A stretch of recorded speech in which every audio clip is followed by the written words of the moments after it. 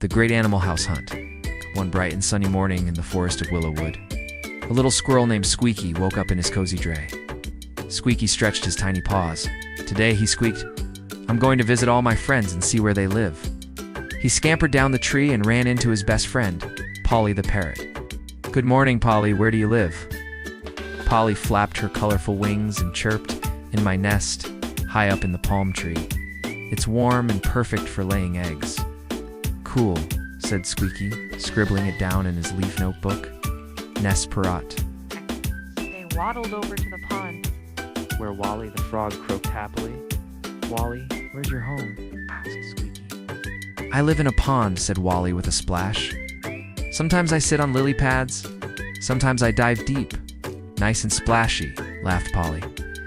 Just then, a fluffy orange tail peeked from behind a bush. It was Whiskers the cat, grooming herself. "Whiskers, where do you sleep?" asked Squeaky. "I have a comfy basket by the fireplace in the farmhouse," she purred, round and soft. "Basket cat, got it," said Squeaky. Next, they heard a bark and saw Rusty the dog bounding through the grass. "I live in a kennel," barked Rusty proudly. "It's my little wooden house beside the barn." They waved and continued on, passing Molly the cow, chewing cud near her shed. "Moo, my home is the cowshed, where it's cool and shady," she mooed. Further down the field, Harry the horse trotted over, "and I sleep in a stable." Polly giggled, "So many animal homes." "What about the chickens?" "Bawk, bawk," clucked Henrietta the hen. "We live in a coop, where we lay our eggs."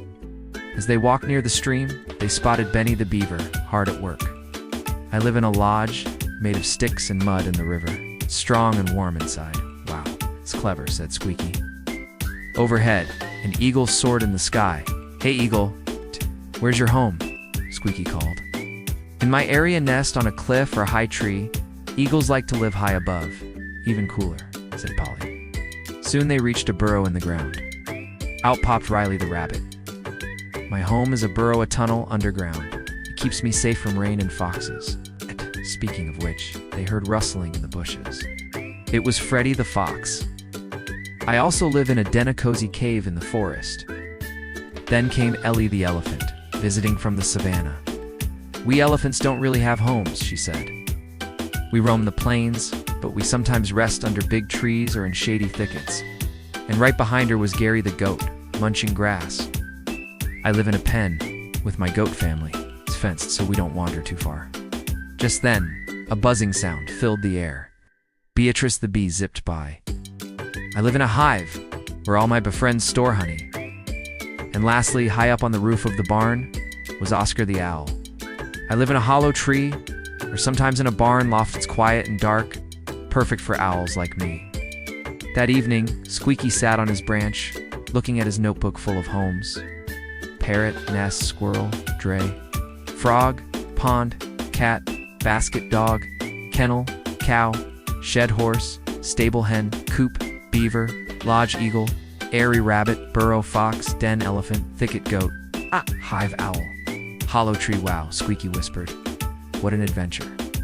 Every animal has a special place to call home." The end. And with that, he curled up in his leafy dray, dreaming of nests, lodges, and coops under the stars. If you like the story, then please like and subscribe our channel.